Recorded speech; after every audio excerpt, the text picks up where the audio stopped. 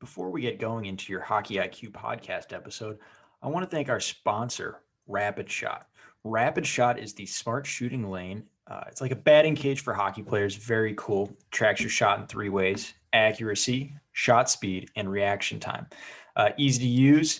Actually, I used it when I played and was growing up. Very easy. Simply scan your phone in, select your settings, and start shooting. You can see your stats on the app and online. You can check them out at rapidshot.com. Great small business. I actually grew up with one of the owner's sons and have played with all the family members by now, just in local pickups here in Ohio. Very cool local business. Awesome product. I love it. I know quite a few NHLers have them in their homes. A lot of D1 programs have it at their rinks. So you have to check this out. Rapidshot.com. Check it out. Rapid Shot, thank you so much for sponsoring our podcast.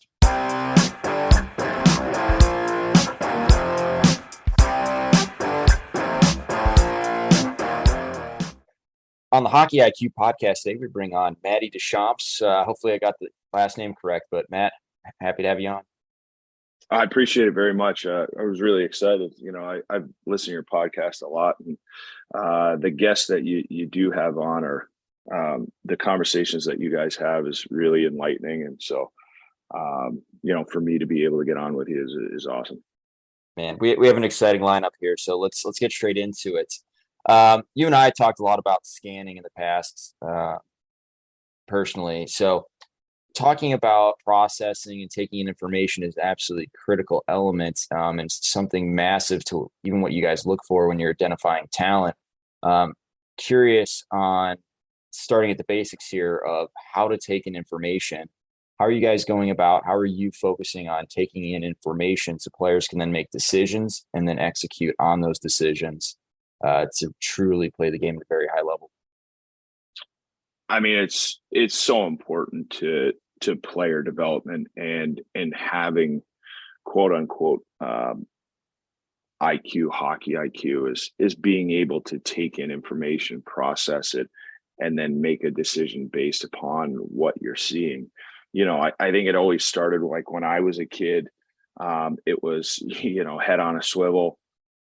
And then it's progressed into shoulder checking. And now we're talking more about scanning. And I do like the idea and the verbiage of scanning. So you're basically taking a full view of everything on the ice and then taking your information. I think Adam Nicholas came up with that term, and we've used it here and it's stuck and it's something that's foundational for what we do. So whether it is a skill session or in practice rep, we are harping on our guys to scan the ice. Not just check you. We want them to see the entire ice. And as they do it, I think it slows the game down for the guys. And when the game becomes slower, inherently players can make better plays. So that's a huge piece to what we do.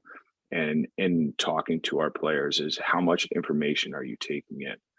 And when you really go and look at, players that are maybe struggling a bit, that's something that you're going to see that they're very straight lined with their vision and they're not taking a lot of information, and then they're getting spooked in terms of the game seems very fast, or they don't feel the pressure that's coming at them. So they can't make the play. They can't make the adjustment. They can't see space. It's huge. And then from that, how are you teaching them to process this type of information? Because obviously having it is great, but you've got to process that information as well to eventually make a decision and be able to execute on that. So let's just keep going down this whole chain here of how someone perceives and then takes action. For sure. So obviously we talk about taking in that information, but then like you just said, what do you do with it?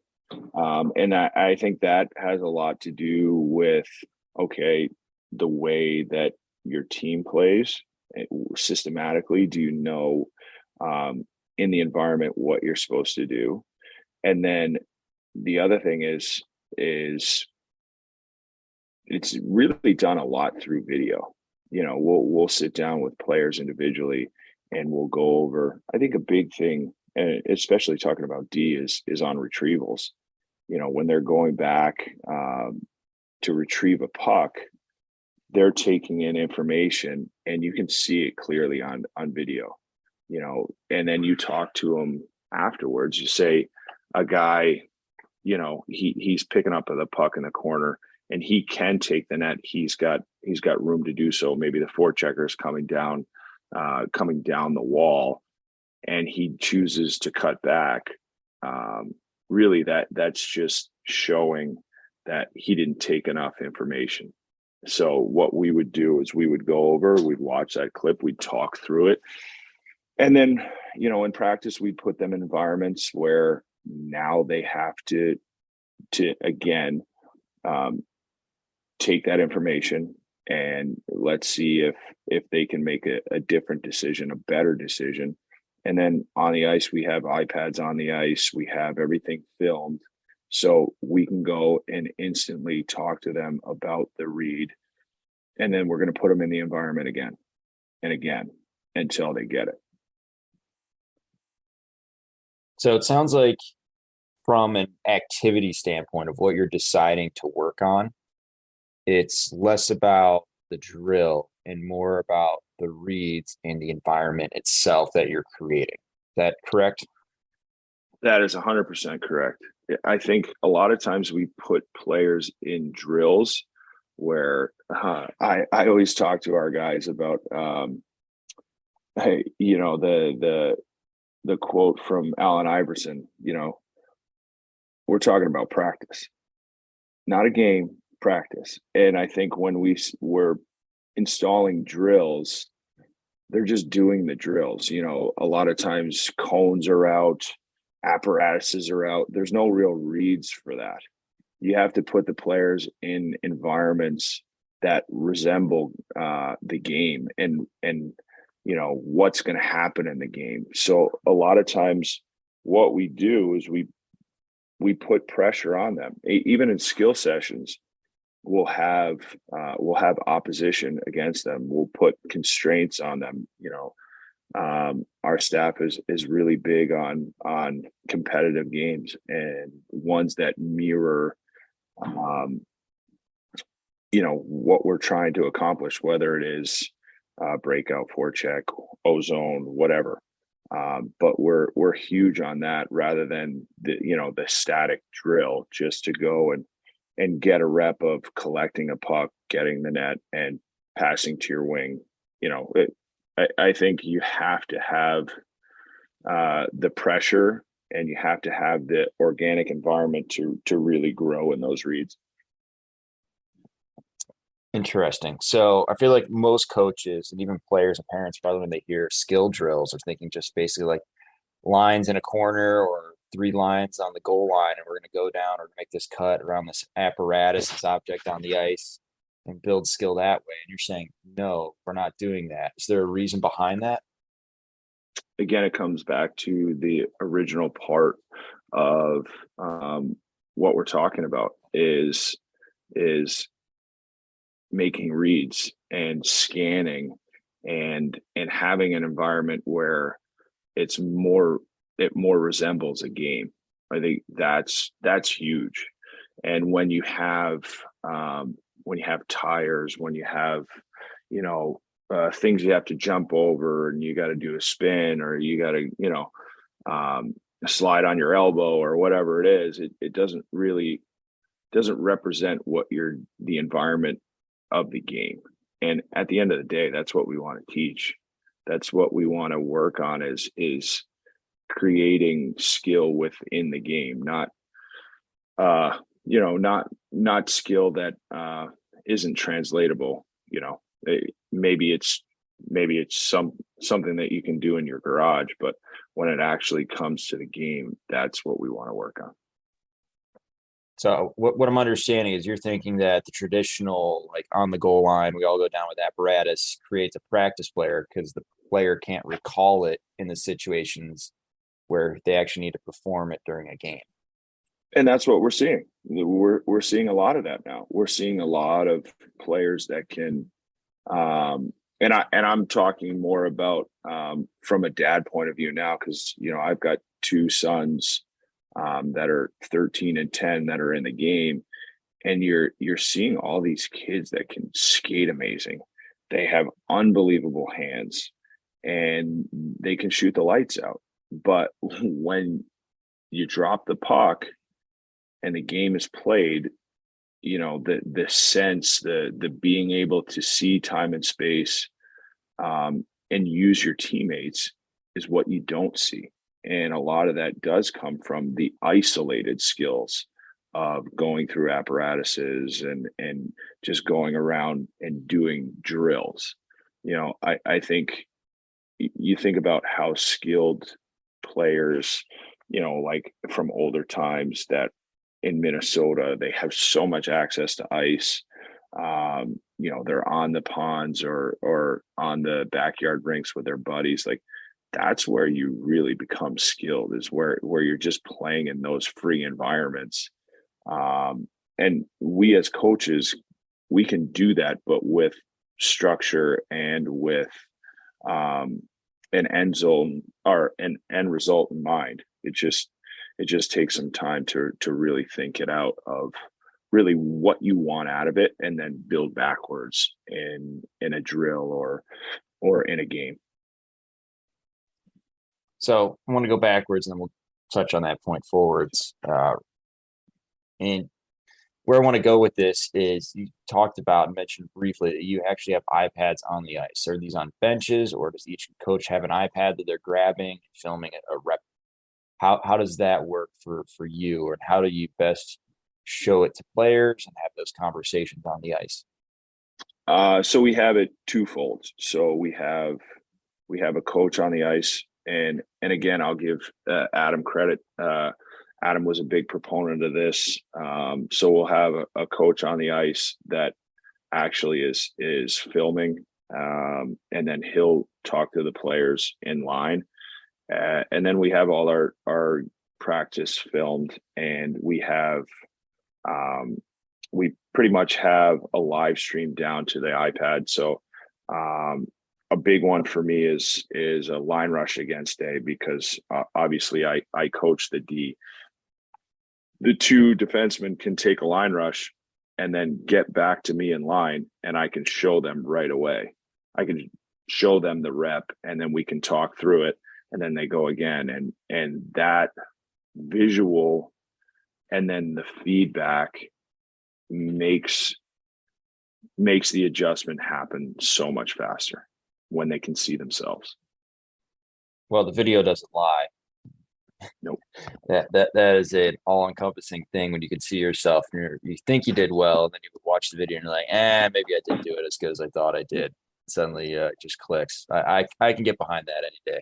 I did it myself as a player and probably had similar experiences. As did I.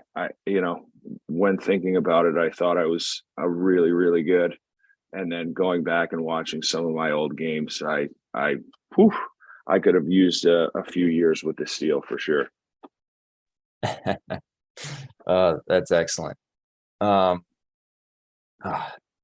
to go with this? So many good spots. Let's go back to your fast forward here and go towards your expertise, which right now is currently with the defensemen. And you're not teaching defensemen to just stay within the dots, absorb the line rushes, things like that. We're talking about like how Roman Yossi's defending is a good example, and maybe we go there, kind of how we're teaching modern day defensemen how to play the game, because it's not just skating backwards and absorbing and waiting for things to happen. No, it's not, and it's probably further. It's the furthest thing that from what we do. We want our guys. I think it's rooted first in their footwork. We want our guys playing on forward angles and being really efficient with their feet. To make the defensive side of the game easier. And then it's then to their stick detail, like how efficient are they at taking time and space away from the defenders, with the the offensive players with their sticks. And then, from there, it's okay on transition. What are your reads? You're getting, how do you get into the play and then into the offensive zone?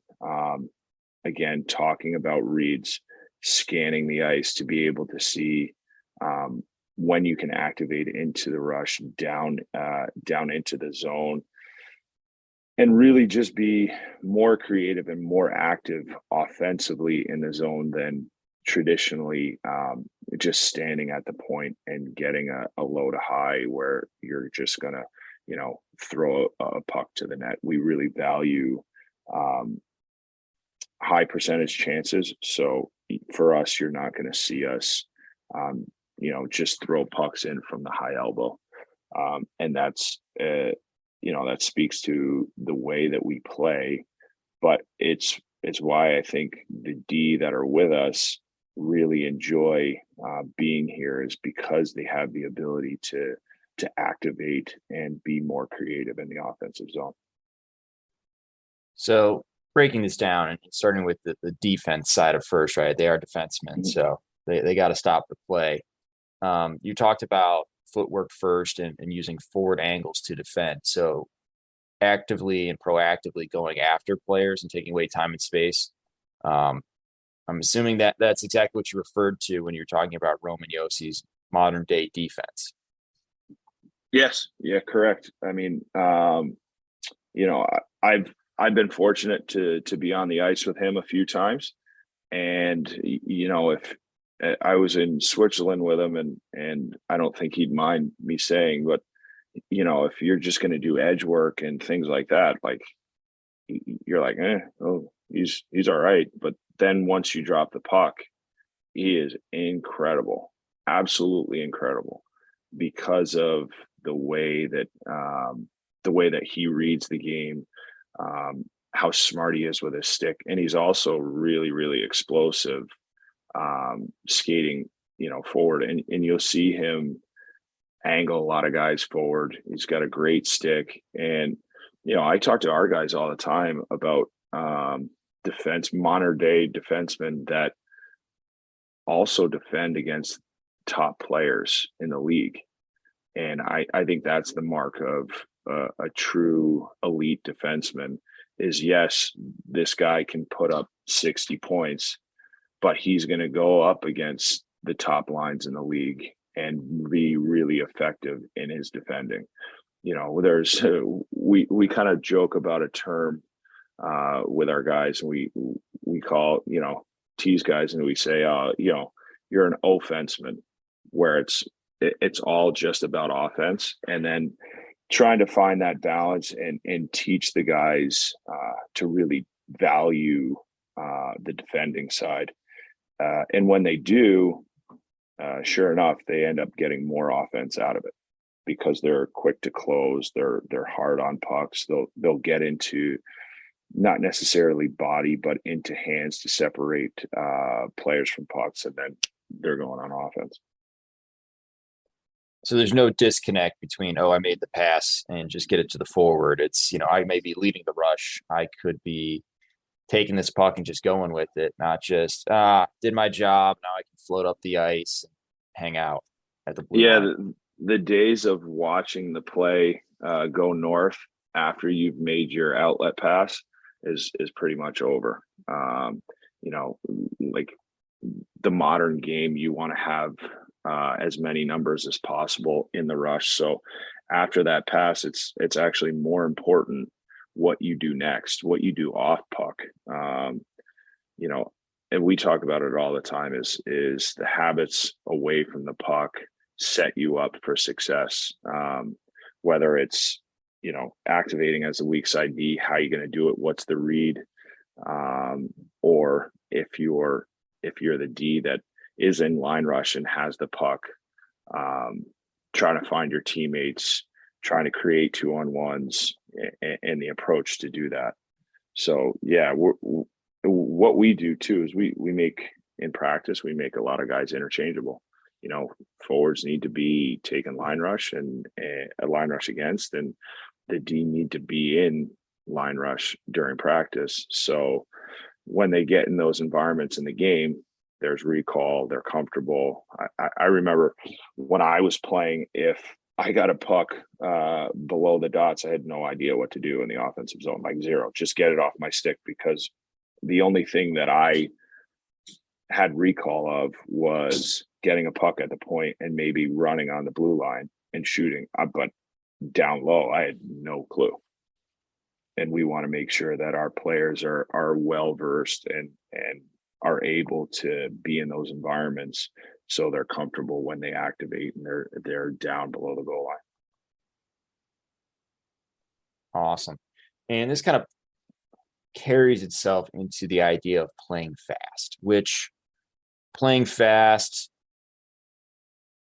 sometimes can get a misnomer. So, it's just like go nonstop, when there is playing fast from a possession standpoint as well. They're not mutually exclusive, where you play possession, you're just keeping it and you're always going backwards and never really attacking, versus playing fast, like we just attack and then nothing else matters. And I'm assuming I think it's I think it's interesting when you talk about playing fast and then you move a puck to dump it in. It's now, I think that's one of those words that's kind of been overused. And I think playing fast means it is about possession. It's about moving the puck to advance it, but not putting a player on an island by himself just because you want to move the puck forward as fast as possible. It's about, you can collect it, bring it back, but then move it with numbers, and then you're entering the zone with possession, and then you're able to create. But I think a lot of times now's playing fast is just throwing it up to a guy isolated on an island, and then he's getting outnumbered and he's gonna dump the puck. Yes, I think that's another critical element that you talked about, is like players being on an island. A lot of times you hear coaches always saying headman the puck, headman the puck, just to get it up. But is that the best situation? Maybe it's the weak side D, like we talked about. They're activating and getting up the ice, where they've got the time and the space, and more importantly, the speed differential that they've built off the puck before they even touch the puck. For me, I think that's where playing fast really is like finding where the advantages are, speed, numbers, etc. And how do you do that? Well, you got to look around, right? You got to scan, right? So it kind of goes back to what we're talking about is scanning the ice and seeing the environment, seeing where you can expose a team's defense, or where the open ice is. I think that's a big one too, is trying to expose open ice and moving the play, or with the puck into that area, or if you're off puck, moving into that area to manipulate a team structure. Love it. Let's do a little sideways here. Similar idea, and we've kind of talked on this a little bit, but just creating the learning environment itself. Now, we've talked about it from a practice standpoint, but there's more that goes into just showing up and practicing and saying, hey, this is a learning environment. What actually goes into developing that for the players so they can truly get the most out of it? I think it is one, and probably most important, is creating a relationship, like a true relationship with the player, and like really getting to understand who they are, what they're really good at, what they perceive they're not good at, and also just who they are as a kid, how they learn, what they like. That's so important. I remember when I was working over in Europe, I met a coach named Matt Deschamps, and he always had talked to me about not coaching with a mask on. I think you have to be authentic to yourself, and you have to let and be comfortable with the players seeing that maybe you don't know everything and you might screw up a couple times. The players then are able to trust you because they see that you're not a robot, and you can create that connection. And once you have their trust and you have a healthy dialogue, then you can be honest with them, and then you can ask for more, or then you can start having that back and forth. I think the back and forth dialogue is where the players grow, is where they feel comfortable enough to ask questions or disagree, and then be able to talk through those things. Here with the Steel,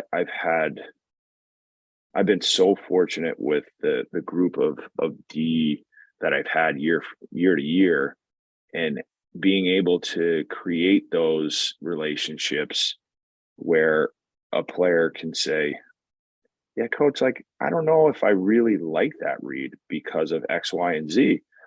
And I can say, you know what, in this situation, you might be right. And allowing them to feel like they have a voice and they can almost change my mind, I think is key. I think it's really, really important. Owen Power, he's obviously amazing and sees the game. I would sit down and just watch clips of him, and I just listen, because I'd end up learning probably more. And there's been tons of other guys, and then you build the relationship within the team and you galvanize the group, and then you can start having players teach each other when they feel like the environment is safe and it's positive and everybody's growing together. I've had former players that I've kind of tasked with teaching the other guy, and then I can focus.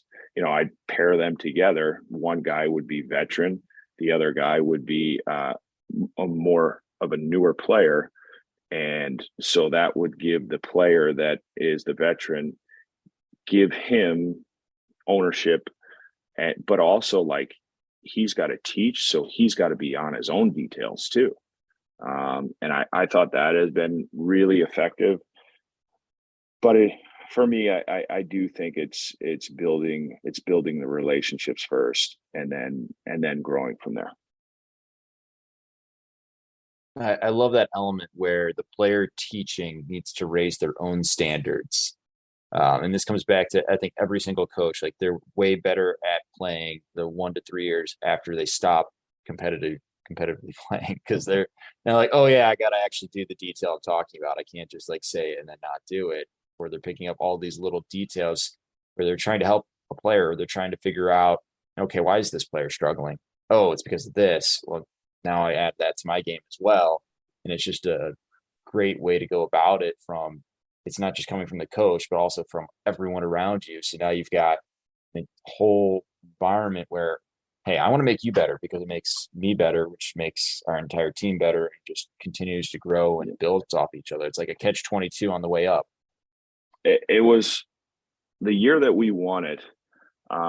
We had Jack Babbage, who is now at UNH, who was our leader on the back end, but was uncommitted, and was, at the end of his junior career in terms of age out.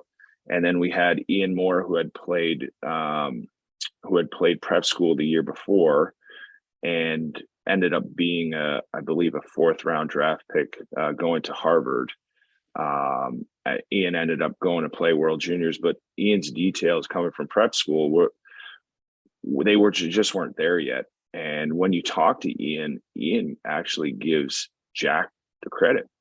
A kid, and just think about that environment. A kid who's an NHL draft pick in our environment is secure enough and open enough to listen to a player who's uncommitted, and and Ian at the time was a higher profile player, but Ian's growth really directly had to do with that relationship and the growth of that relationship. And Jack, on the other hand, had an amazing year because of taking ownership and trying to help somebody else's development. It was awesome to see. It was really, I'll always remember that as an amazing, almost like experience, little petri dish science project. Now, I've talked to a few of you Steel guys by now, and that seems to be a massive thing for you guys, is creating this environment where the older players take ownership of the younger players for many different reasons, and they may get less ice time, but they understand the big picture further and how it's actually helping their development by almost getting less, but they're giving more. And because they give more, they receive more. And these are some great examples. It's quite the sentence there. I won't have you repeat it again, but no, I don't know what I'm talking about right now. I get the idea in my head, and I'm trying to flesh it out into a concise sentence. It's the environment. It speaks to the culture that is set and has always been there. And it is from top to bottom. It is from the players that come in, from the coaches that come and then graduate. That environment is set there, and it is about players first. And when you have, from our end, from the coach's view, when it is about the player first, those type of environments can grow. And I think it gives the players more ownership in their own experience, and allows them to feel fulfilled with that experience, when they can, yes, it is about you. It's about your development, but it's also what can you do for others, and that's a huge piece, just as a human being, is what can you do to better somebody else's life or better somebody else's experience. And I think it ends up enhancing your own experience. So that's a key piece to just the culture. It really is.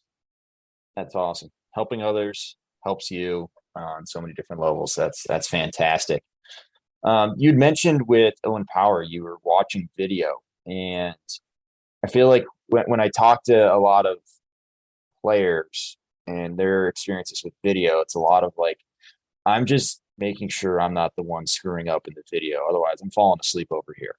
And from my understanding, that's not what you're looking for, or how you go about showing video, is being up in front of a room, showing them screwing up, and how terrible this is, and rewinding it 7 times for the whole team to watch over and over again. No, I don't think that's productive. And I don't think that's the modern player.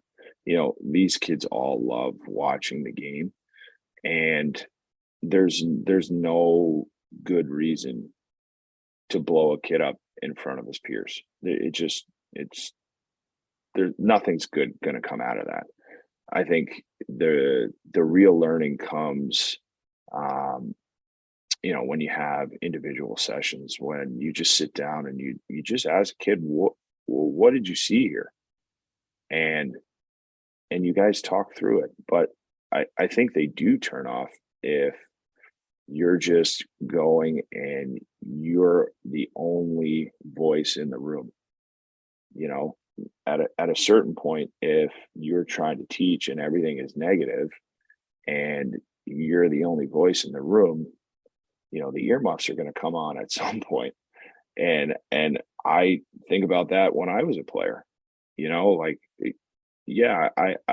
think everybody knows that they messed up, but it's talking about everything before and after. I think that's where you can have a bigger impact, is talking about the environment that led to it, not necessarily the play that they made, and then how they reacted afterwards. I think our game is a game of mistakes. Kids are going to make mistakes, and that's okay.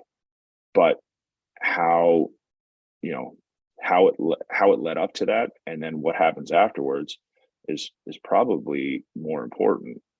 And if we're talking and the player's honest with what he sees, we should be able to get through it, and it shouldn't be a negative experience. And then I think you just have to let the kids talk. Like I think video sessions should be a conversation, and then there should be a lot of questions being asked and allowing them to talk, and then you can get somewhere. But how do you really know if any of that stuff is sinking in if you're the only one talking? That's the tough part. I find is like people just throw a bunch of information at a wall and don't check for the understanding or listen enough to understand where the player's at. So I love that you're talking about video sessions should be a conversation. And sometimes I would say it also goes back, though, if we take a step back again, it goes back to, it can only be a conversation if you built a relationship first. not the what did you see and just understanding and then just waiting for your turn to come in here. So I think that that's such a critical element because there's got to be that psychological safety that we've been talking about in the environment, but also just giving the players the ownership and the freedom to do it. And sometimes maybe it's just shut up and don't say anything and just have a conversation happen between the players. Like some of my best video sessions have been when I just show a clip, ask a player, what did he see? And say, I'm not saying anything. I want you all to be asking questions and being inquisitive, just seeing how they're all processing it differently. And they're like group problem solving together and coming up with reads and solutions and possibilities. I think it's super helpful because I find it really hard for players to get out of their own heads and what they see, like to see the new possibilities until someone else says it. When it's not coming from a coach, oh man, that's powerful. Yeah, sometimes you just got to get out of the way. You know, we'll have meetings at some point where I'll set up a softball and then I'll just leave and let the kids talk through it together. Yeah, again, going back to our environment, we're at the point where guys actively want to do video, and I've actually had players that want to clip it, want to understand how to do it, and you'll have a couple players around my desk clipping NHL games just to say it's watch Maurice Sider, how he angles, how he puck protects, and you'll have guys just in there clipping, and I just stand right out of the way. I just get right out of the way because that's them learning together, and that's them doing it in an environment where they're the ones driving it. And when you see that, you have to step out of the way and allow them to grow, and because you don't need to be the driver of their development, they are. Yeah, you just need to set the environment up and maybe be some guardrails here and there. One other thing I want to ask you about is watching your shifts versus watching NHL shifts, and where you see the pros and cons of each, and when you might encourage one over the other. I think there's good in both. I think they have to have a mental model of an NHL player or players that they aspire to be, that they can study and learn from. And I also think that early on in the year, watching shifts is good. I think so they can get the overall view of the game. But I think as the year goes, I think it needs to be more pointed.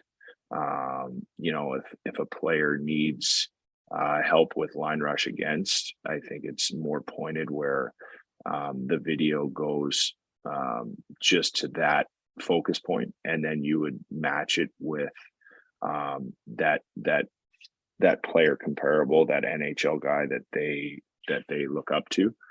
And so you give them okay, this is where you're at now. This is how this guy does it, and see what they can pick up from it. I think it's a healthy exercise. Are there any players that you encourage your defensemen to take a peek at? I mean, I think there's a long list. Yossi is one of them. Moritz Seider, Makar. Yeah, I mean, you can go down the list. There's a ton of guys that do an incredible job at the NHL level that is translatable to the D that we're trying to develop with the Steel. All right. Now they get to watch Owen this year too, so that's another great one.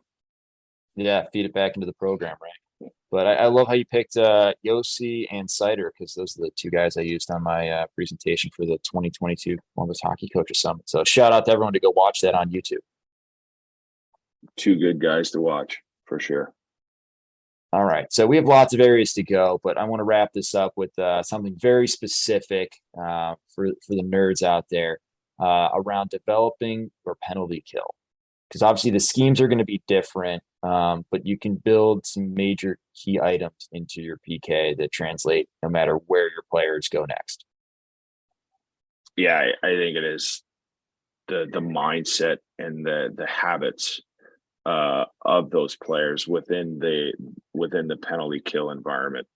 I mean, you can be running any type of system, but if you have your players bought into the value of a penalty kill and the value of, say it's the tempo in which they're trying to kill, stopping and starting, stick detail, the reads and shoulder checks when you're in the zone to see where the pop guy is, see where the seam is, see where the low play is, being able to scan the environment.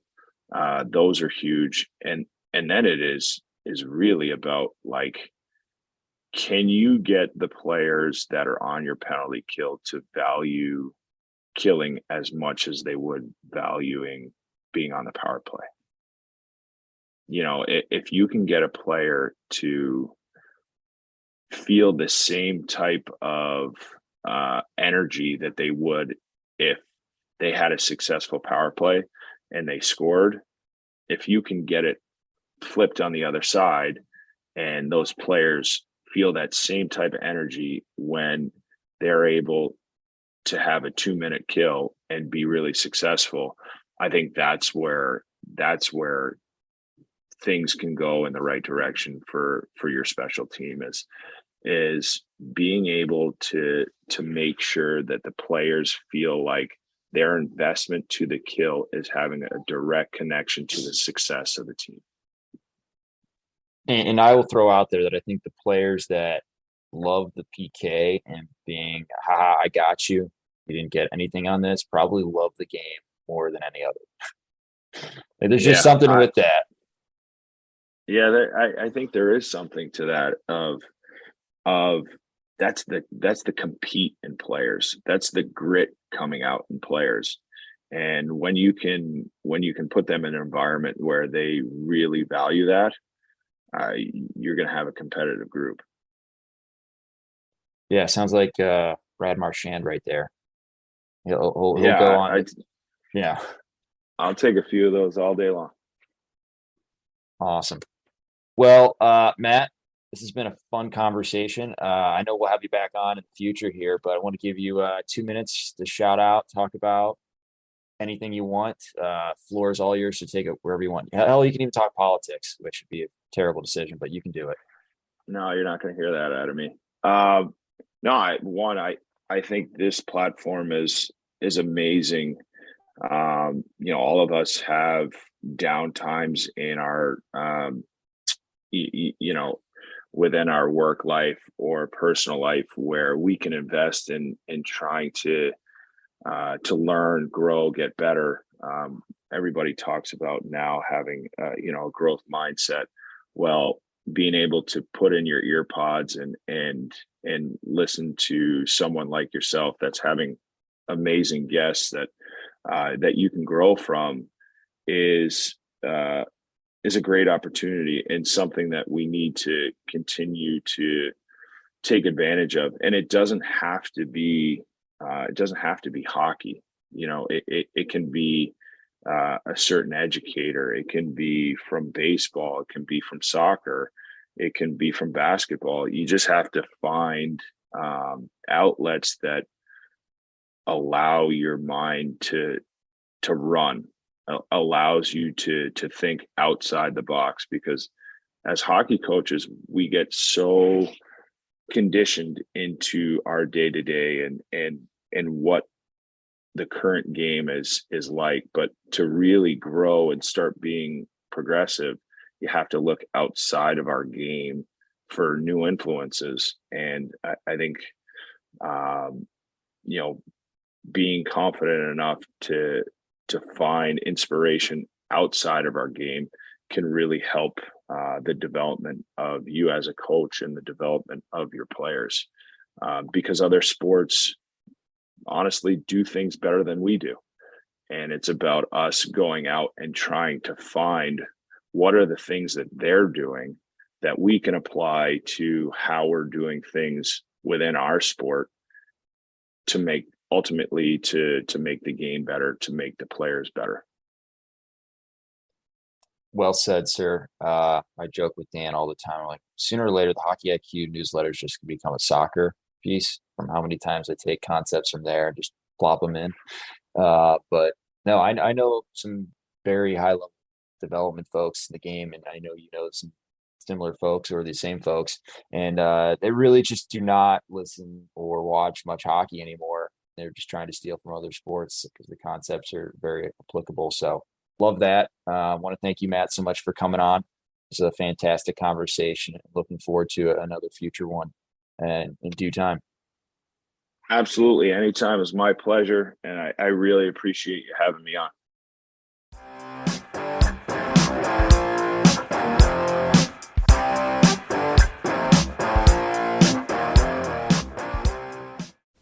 That concludes this week's episode. Thanks for joining us here at Hockey IQ.